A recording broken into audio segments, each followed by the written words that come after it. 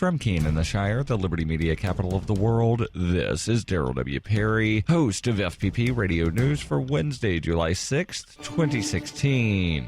Silver is trading at $20.09 per ounce. Gold is valued at $1,370 per ounce. And according to BitcoinAverage.com, the average price of Bitcoin is $676.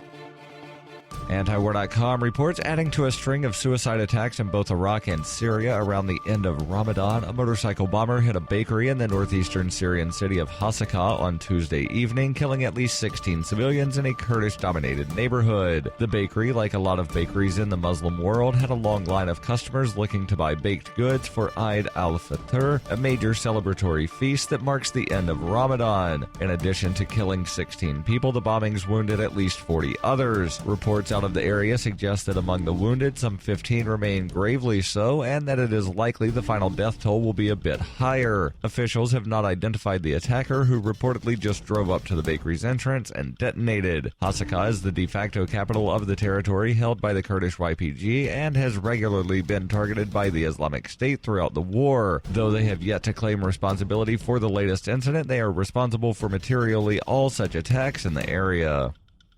For nearly 40 years, Roberts & Roberts Brokerage has been a trusted source for buying and selling precious metals like gold and silver. They also take Bitcoin for precious metal purchases and have permanently removed the minimum purchase amount for all orders paid in the digital currency. Call Roberts & Roberts today for knowledgeable advice on buying and selling precious metals and a forward-thinking approach to new technologies. 800-874-9760 or visit online at rrbi.co.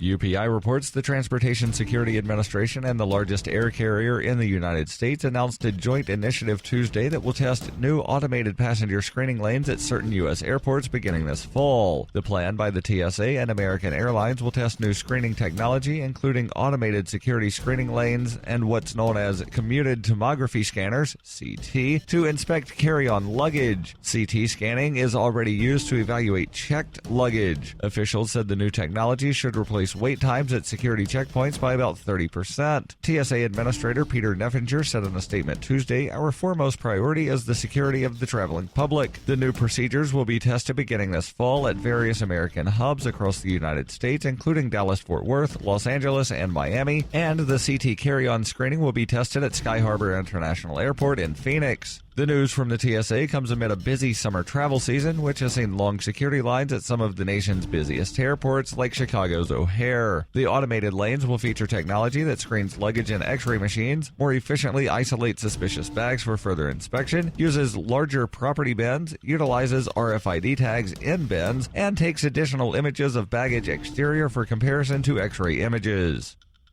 If you're fed up with the government running every aspect of your life, but you're not listening to the Lava Flow podcast yet, what's wrong with you? Go right now to thelavaflow.com/listen. The Lava Flow podcast, channeling the flow of information to the libertarian, anarcho-capitalist, voluntarist, and agorist community. Subscribe today using any podcatcher at thelavaflow.com/listen, or just go back to sucking up to the government. The Lava Flow podcast, striking the root every episode.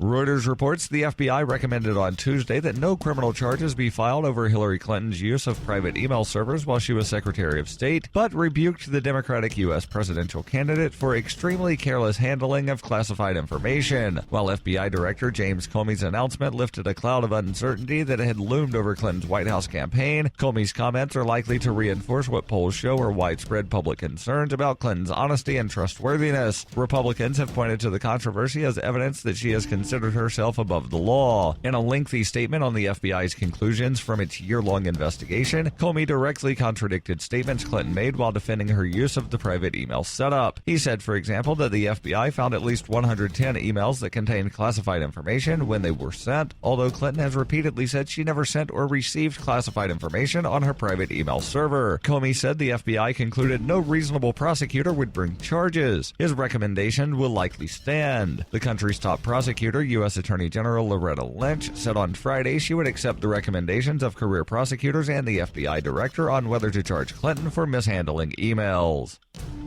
This has been FPP Radio News, online at fppradio.com.